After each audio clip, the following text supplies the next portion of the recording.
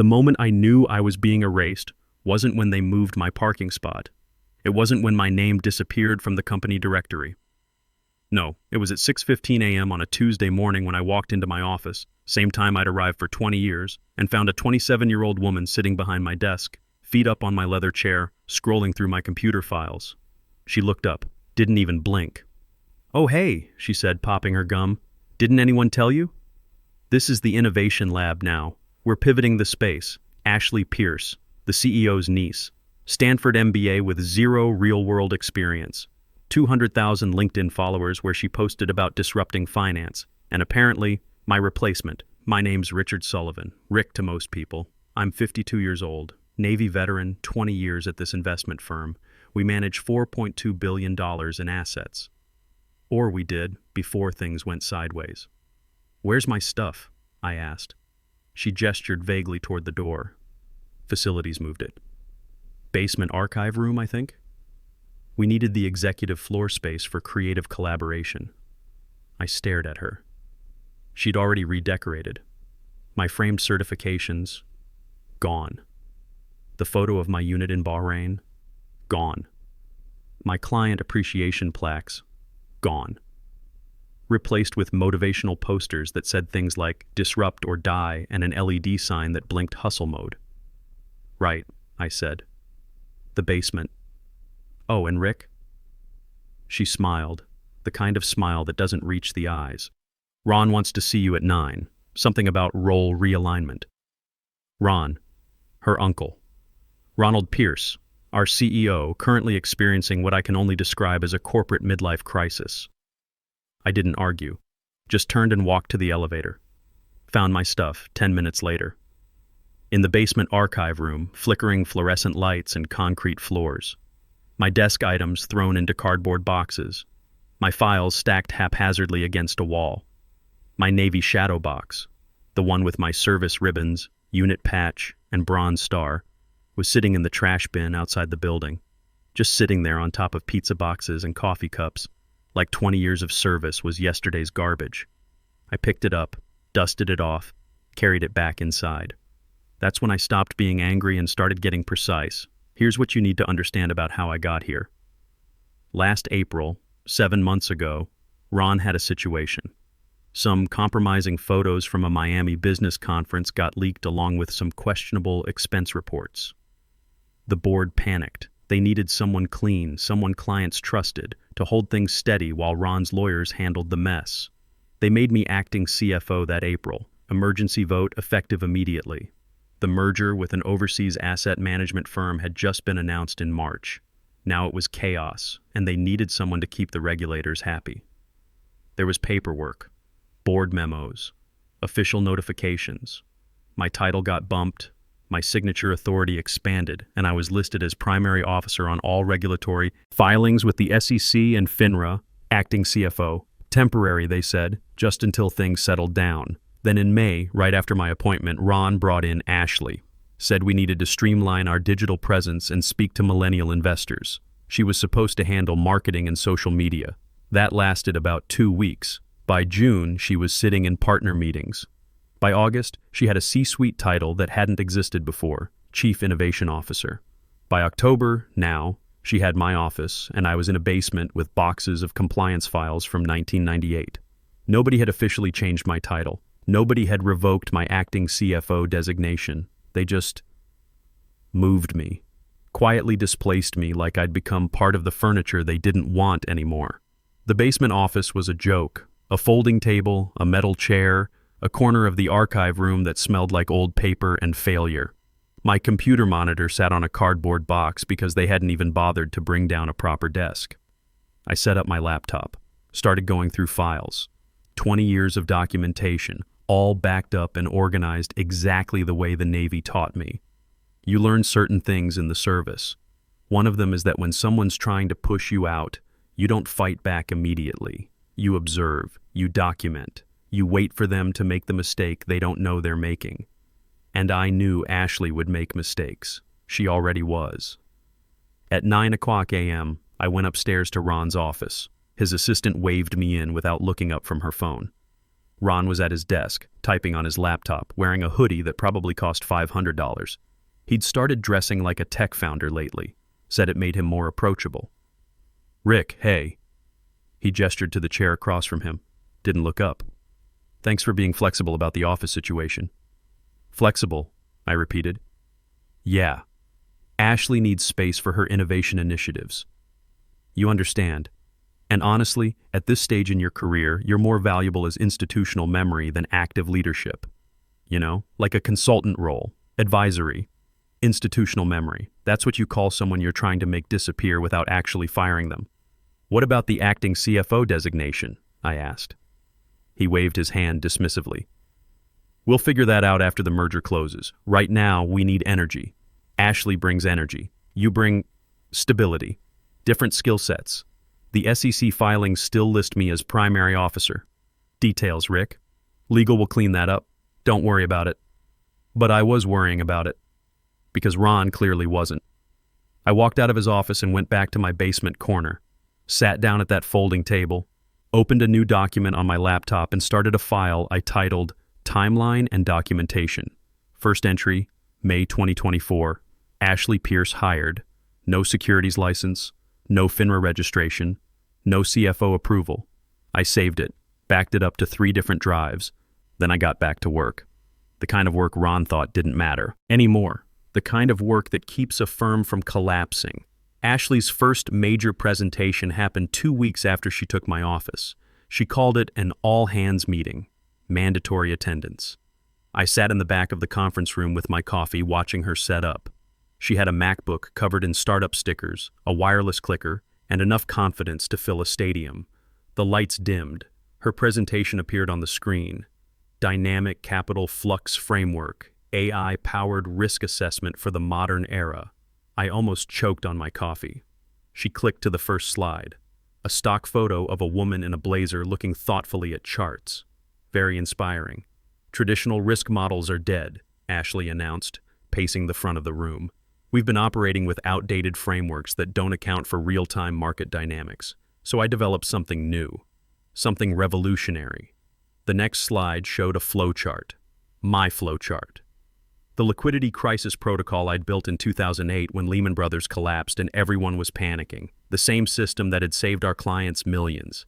She'd taken my 47-page operational manual, copied the key diagrams, slapped them into 6 slides with different colors, and added buzzwords like predictive analytics and machine learning integration. "This framework," she continued, "uses generational intuition combined with algorithmic forecasting to predict market volatility before it happens." Generational intuition. That's what she called 20 years of experience and pattern recognition. One of the partners, George Halstead, leaned forward. "This is brilliant. Why didn't we think of this before?" "We did. In 2008, I built it." George knew that. He'd been there, but nobody said anything. They just nodded and took notes while Ashley explained my own system back to me with worse terminology. After the meeting, I went back to my basement corner and added another entry to my documentation file. October 15th, 2024. Ashley Pierce presents Proprietary Risk Model. Actually, RS Liquidity Protocol from 2008, repackaged without attribution or understanding of underlying methodology. I attached screenshots of her presentation next to my original documentation, saved it, backed it up. The Wall Street Journal ran a piece about her 3 days later. "Rising star in investment management brings fresh thinking to traditional firm." I printed it out, added it to my files. Then the really stupid stuff started. Ashley decided we needed to modernize our portfolio strategy with something she called DeFi wealth pools, decentralized finance, cryptocurrency, blockchain assets. She pitched it in a partner meeting. I wasn't invited, but Drew Palmer told me about it afterward. Drew was 28, one of our junior analysts. Smart kid.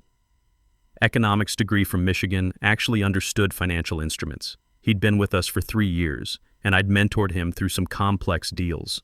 He found me in the basement that afternoon looking worried. "Rick, she wants to convert client portfolios into crypto assets," he said quietly. "Real portfolios.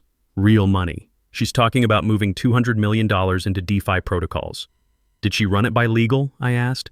"She said legal departments are why innovation dies." Her exact words.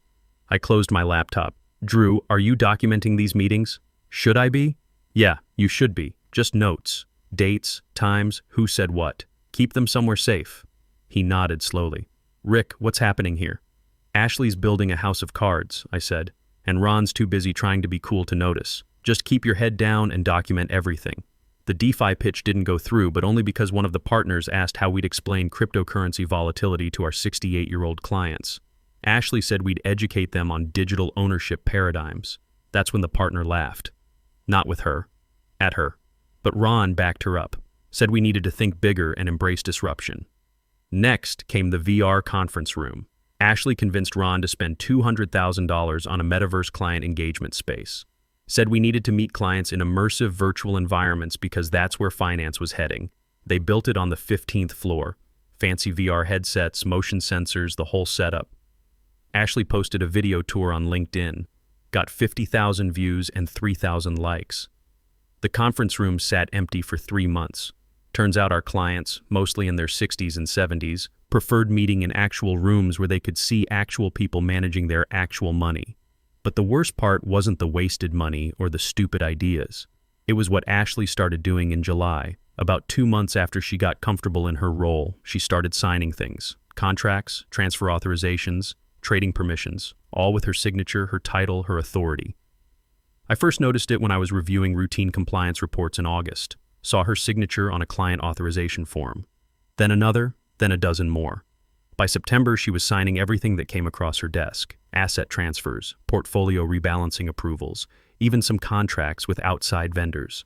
I pulled one up on my screen, stared at her signature on the authorization line, right above where it said Authorized Officer. Except she wasn't an authorized officer. Not according to FINRA. Not according to the SEC. Not according to any of the regulatory agencies that actually mattered. I called Brian Kowalski. We'd served together in the Navy back when we were both a lot younger and a lot dumber. Now he was with the SEC, working enforcement. Brian, I said when he picked up. Hypothetical question. I hate when you start conversations like that. If someone's signing trading authorizations without being a registered principal, what happens? Silence on the line. Then, how many authorizations are we talking about?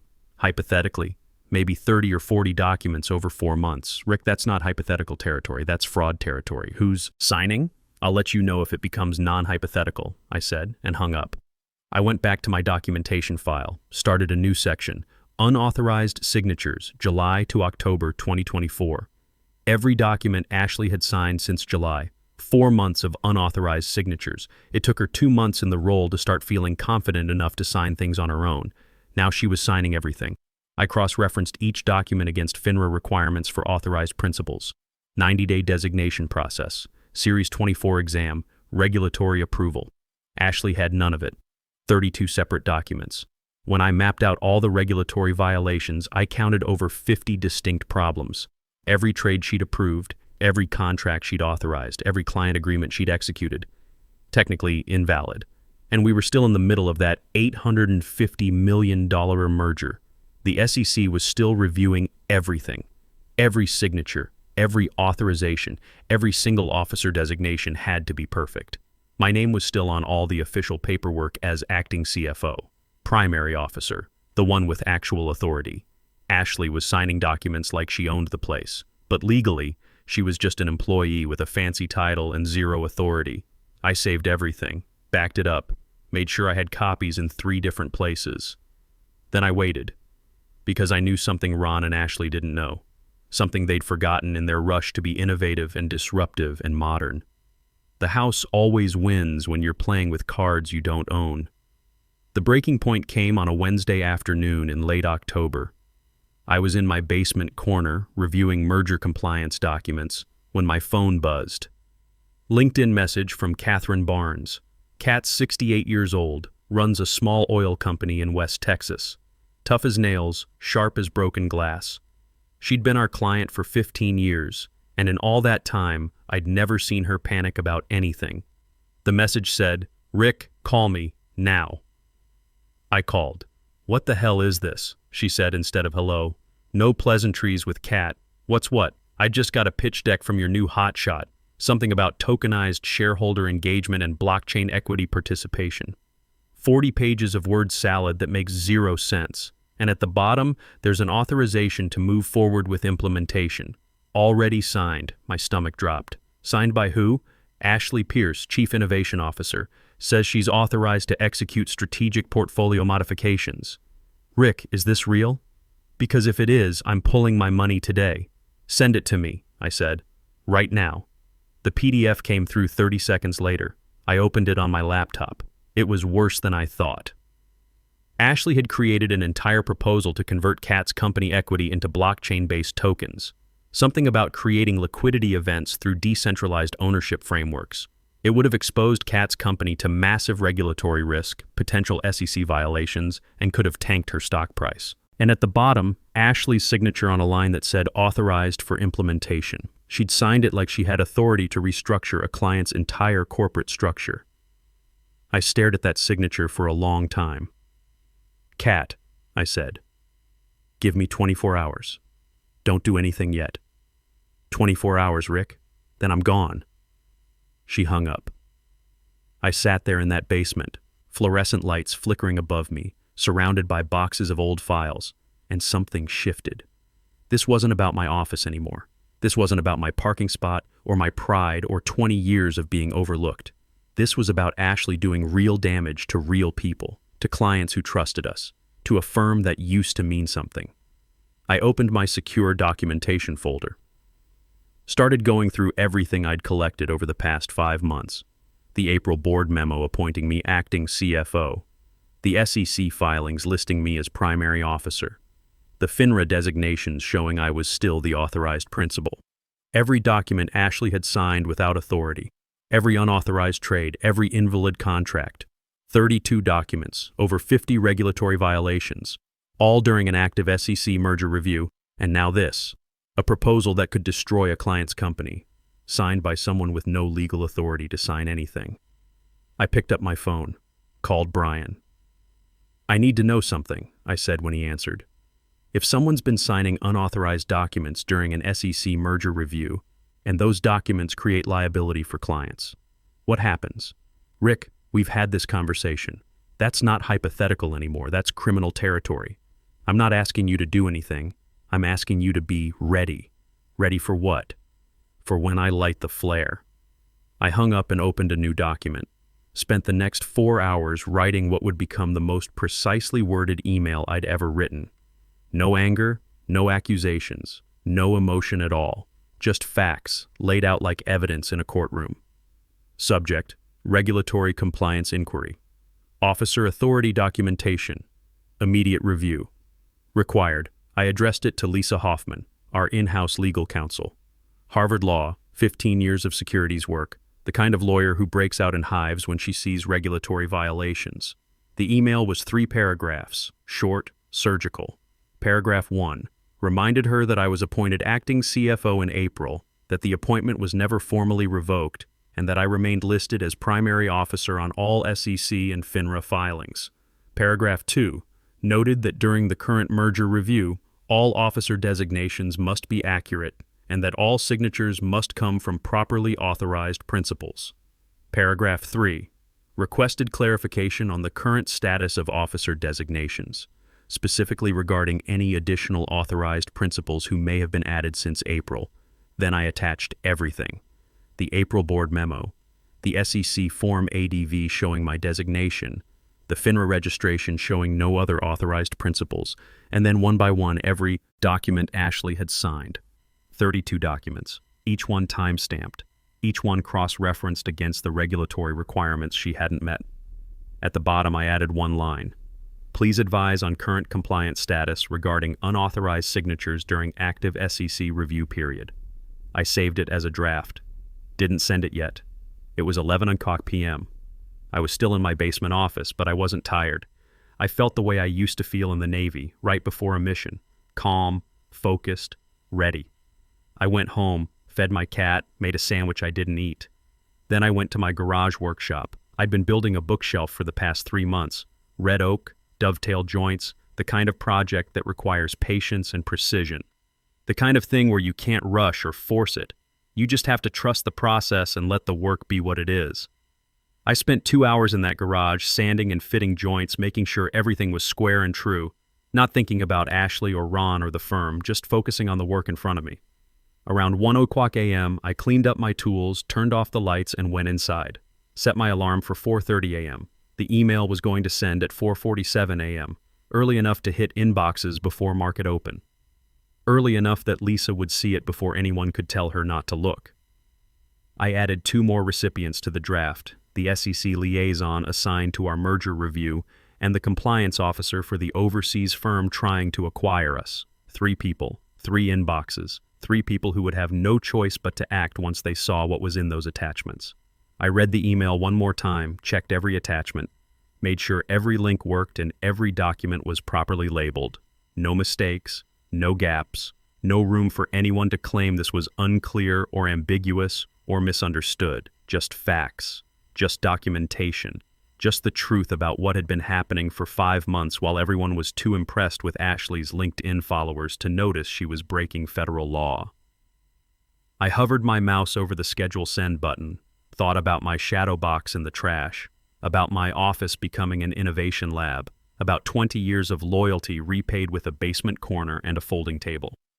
Thought about Kat Barnes and her company, nearly destroyed by a proposal from someone who thought blockchain was a magic solution to problems she didn't understand. Thought about Drew and the other junior analysts who were learning that competence didn't matter if you weren't cool enough or young enough or connected enough. I clicked the button, 4:47 a.m., scheduled, locked in. Then I went to bed and slept better than I had in months because the flare was lit and there was no putting it out. My alarm went off at 6 a.m. I was already awake. Made coffee, fed the cat, checked my phone. The email had sent at 4:47 a.m. 3 delivery confirmations. Lisa Hoffman had opened it at 5:53 a.m. The SEC liaison opened it at 6:02 a.m. The merger compliance officer opened it at 6:18 a.m. I put my phone down and drank my coffee. By 8:30 a.m., my phone started buzzing. Text from Drew. Something's happening. Executive floor is chaos. Partners in emergency meeting. I didn't respond. Just finished my coffee and went to my garage. The bookshelf was almost done. I spent an hour working on the final panel, getting the joints fitted perfectly. My phone kept buzzing. I ignored it. Around 10 a.m., Brian called. "Rick, what did you do?" "Sent some documentation to legal." "Why?" "There's a FINRA inquiry." "Emergency review. They've frozen all trading activity pending verification of authorized principals. The whole firm is locked down." I adjusted a clamp on the bookshelf. "That's interesting." "Interesting?" "Rick, nobody can execute trades. The merger's on hold. Partners are losing their minds." "What exactly did you send?" "Just the facts, Brian. Just the facts." He was quiet for a moment. "Your documentation was clean?" "Immaculate." "Good, because they're going to need it to be. This is going to get ugly." He hung up. I went back to my bookshelf, applied wood glue to the joints, clamped everything square and true, set it aside to dry. My phone rang again. Ron's assistant. I let it go to voicemail. Then Lisa Hoffman called. I answered that one. "Rick, I need you to come in. Now. I'm working from home today." "Rick, this isn't optional. We have a serious legal situation and I need you here in 30 minutes. "What kind of situation?" "The kind where the SEC is asking why we have unauthorized principals signing documents during a merger review. The kind where FINRA wants to know who's been executing trades without proper registration. That kind of situation." "Sounds serious," I said. "Rick." Her voice was sharp. "Did you know about this?" "About what?"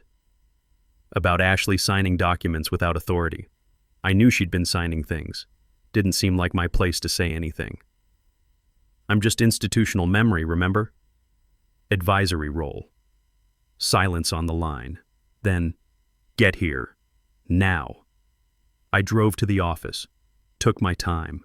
Arrived around 11 a.m. The executive floor looked like a disaster zone. Partners on phones, voices raised, lawyers moving between offices with stacks of papers. Ron's door was closed, but I could hear shouting from inside. Drew found me in the hallway. "Rick, they've been looking for you all morning. Lisa's been in Ron's office since 8 a.m. The merger firm sent a team of lawyers." "It's bad." "How bad?" Kat Barnes pulled her account. So did Howard Lancaster and 2 other major clients. That's $1.2 billion walking out the door. And the merger firm is talking about terminating the deal. I nodded. Where's Ashley? Haven't seen her since yesterday. Lisa's office door opened. She saw me and pointed. Rick, in here, now. I followed her into her office. She closed the door, turned to face me, and I saw something I'd never seen before. Lisa Hoffman looked scared. How long have you known? She asked. About what specifically? Don't play games?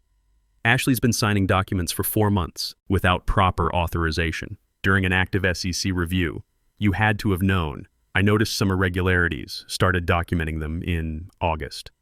August. You've known since August and didn't say anything? I'm not in legal, not in compliance. I'm in a basement archive room, remember?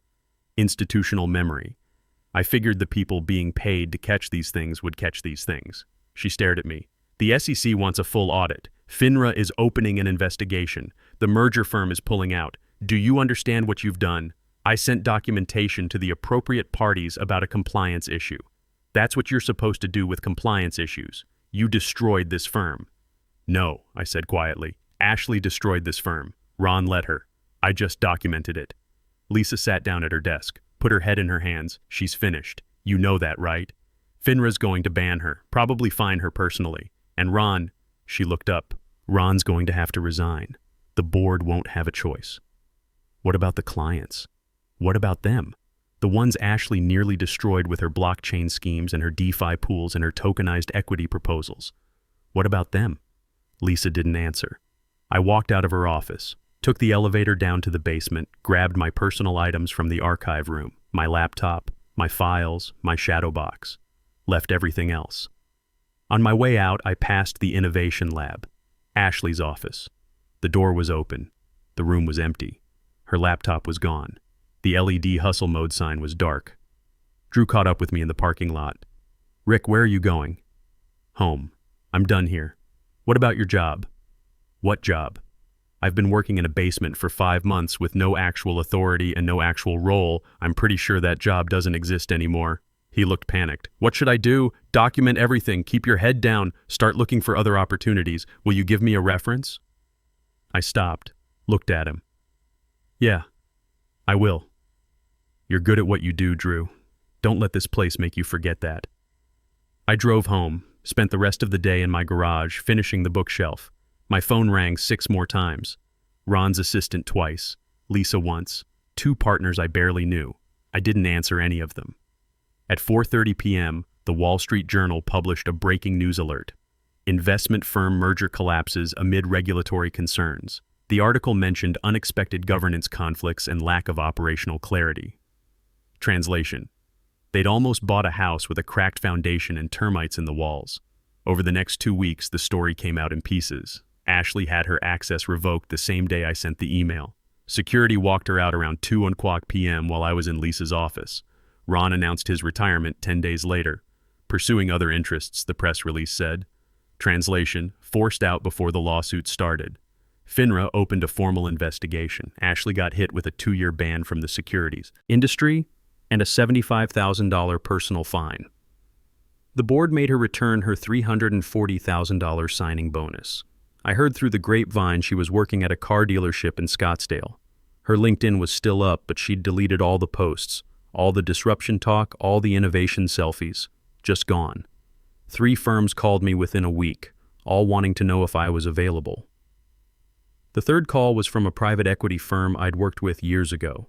They offered me Chief Risk Officer, $480,000 base plus equity, about 40% more than I'd been making as Senior Director before the whole acting CFO mess. And this wasn't temporary. This was permanent. I took the job. Drew put in his notice the same day and came with me. Said he wanted to learn from someone who actually knew how to do the work. The industry started calling me the regulator after word got around. I didn't encourage it, but I didn't stop it either. 3 months after I started the new job, the Wall Street Journal ran a follow-up piece. The CFO who exposed an $850 million fraud. They called Ashley's mess fraud.